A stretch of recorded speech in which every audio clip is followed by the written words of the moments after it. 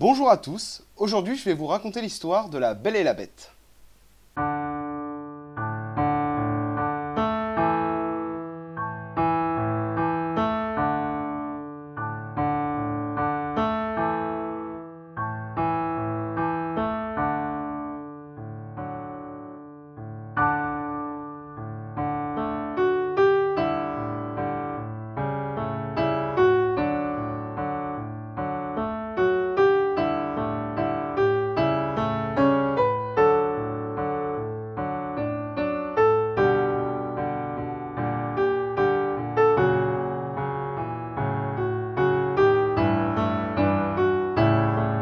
Alors d'abord, je tiens à m'excuser pour l'absence qu'il y a eu depuis le dernier épisode. Pour m'excuser, je vous propose 3 secondes de mythe dans un évier.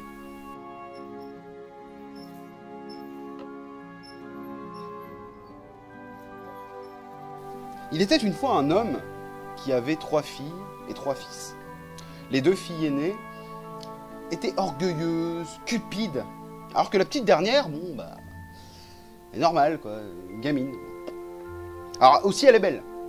Elle est belle. Donc les gens ils l'appellent Belle. Heureusement que c'est pas autre chose.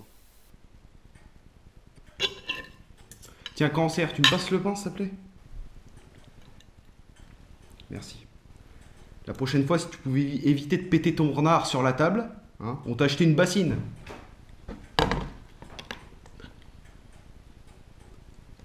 C'est trop tard, mais c'est bien, c'est bien.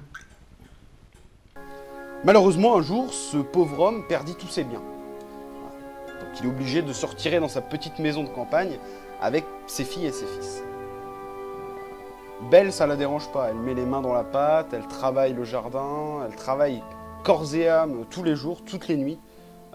Malheureusement, bon, pendant ce temps-là, les 2 filles aînées lui crachaient la gueule. Ah, je vous jure, c'est comme ça dans le bouquin.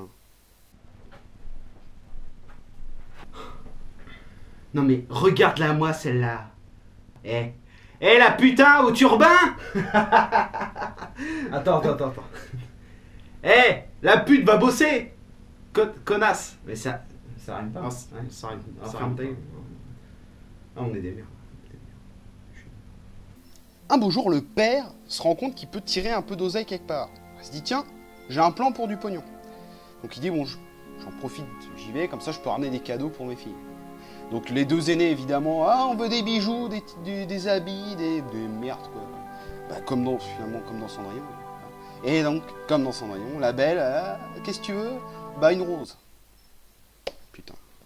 Entre l'autre, qui veut une rose, et la Cendrillon, qui veut des branches de je sais pas quoi, là, de séquoia, putain, à 2, elle peut ouvrir le Jardiland, les gars. Je suis même prêt à leur filer la mythe.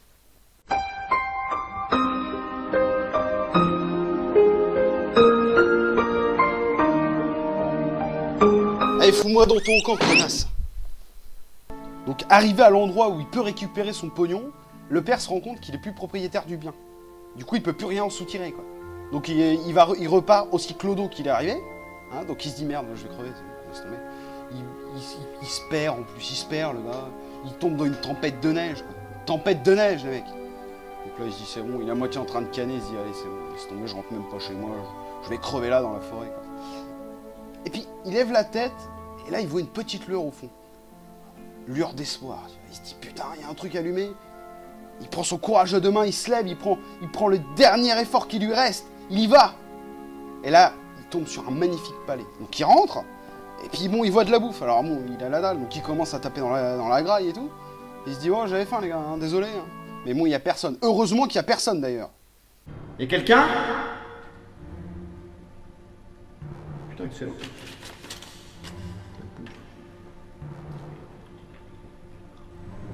Qu'est-ce que vous foutez là? Sortez de chez moi! Non, mais j'avais faim et froid, du coup, je me suis permis. Avada Kedavra!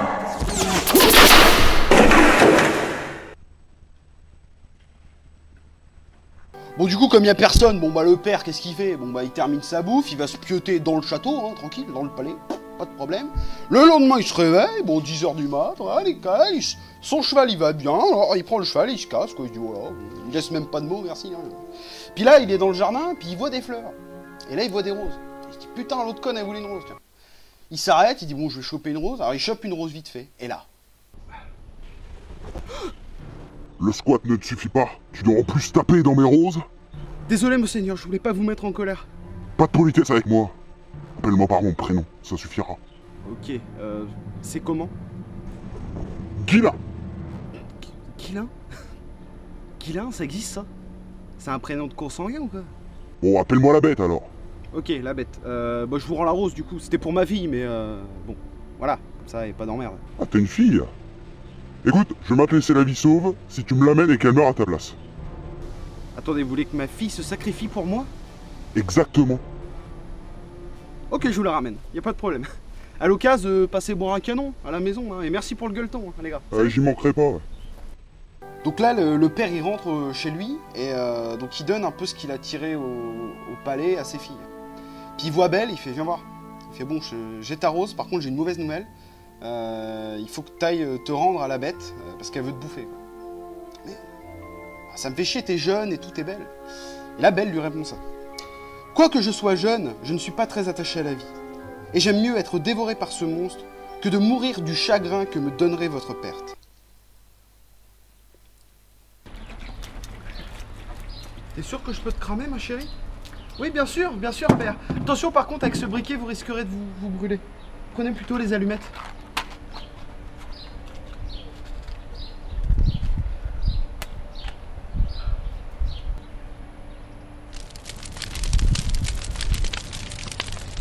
Ah, attends, bouge pas, je vais poster ça sur Instagram, ça va cartonner.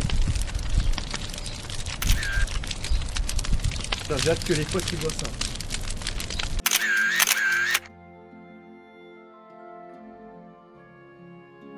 Donc le père amène Belle au palais de la bête et se barre. Donc Belle se retrouve toute seule. Elle se demande quand est-ce que la bête va la bouffer, quoi. Il n'y a personne en plus. Donc bon, elle décide de visiter un peu le palais. Et là, elle tombe face à une porte avec comme inscription « Appartement de la Belle ». Donc elle ouvre la porte et elle voit une magnifique chambre avec des robes, un lit somptueux. Elle se dit, mais qu'est-ce que je fous là, quoi? C'est quoi ce délire? Il a pas pour projet de me bouffer, le gars? Donc, bon, bah voilà, elle attend. Le soir venu, elle mange et la bête arrive. Puis-je vous regarder manger, la Belle? Bien sûr, pas de problème, hein.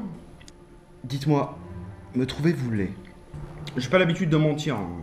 Vous êtes vraiment grave dégueulasse. Ouais, je m'en doutais. Et vous avez de la thune. Enfin, vous êtes cool, donc c'est bien, c'est bien. Voulez-vous m'épouser? Non, faut pas déconner. Putain, t'as vu ta gueule, connard, on dirait un hamster.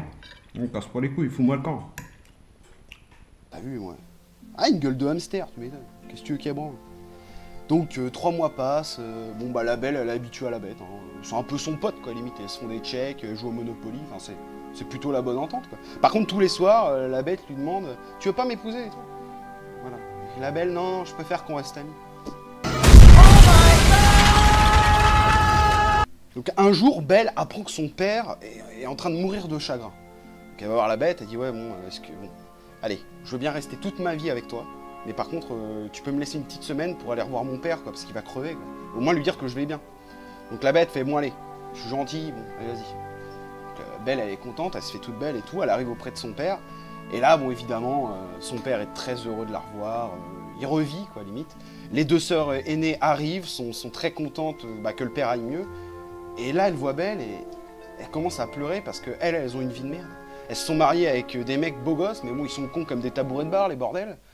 Et donc, elles ont un peu la haine contre Belle, si tu veux. La Belle reste un peu plus longtemps que prévu auprès de son père. Et à un moment, elle se dit, ouais, quand même, la bête, elle me manque. Ouais, parce que genre, elle la kiffe un peu quand même. Du coup, elle décide de retourner au palais de la bête. Et là, horreur, elle voit la bête étendue au milieu du jardin. Donc elle s'approche d'elle, elle s'accroupit. La bête, que vous arrive-t-il? Je me suis laissé mourir de faim, la Belle, en pensant ne jamais vous revoir. Vous ne mourrez pas, la bête. Je vous aime. Je ne peux plus vivre sans vous.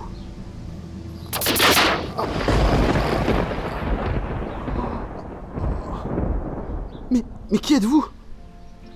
Mais je suis le prince Soin, tu viens de me libérer de la malédiction. Ça veut dire que je me taperai pas l'autre gorille? Attends, t'as pas vu ce que j'ai dans le froc?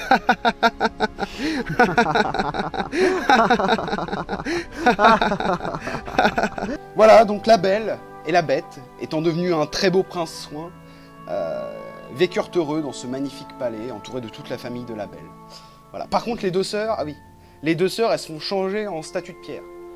Comme ça, elles sont condamnées à tout le temps vivre la vie magnifique de la Belle et de rien pouvoir faire.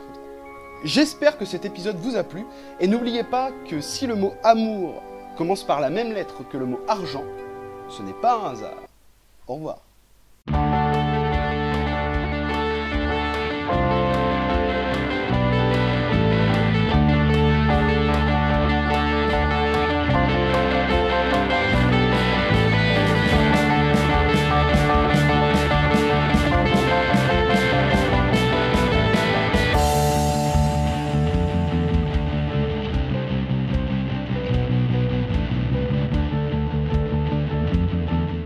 Je t'invite à t'abonner, donc tu cliques, ça va s'afficher quelque part si tu veux t'abonner. Tu peux aussi aller voir mes autres vidéos, du coup en allant sur la chaîne, il n'y a pas de problème.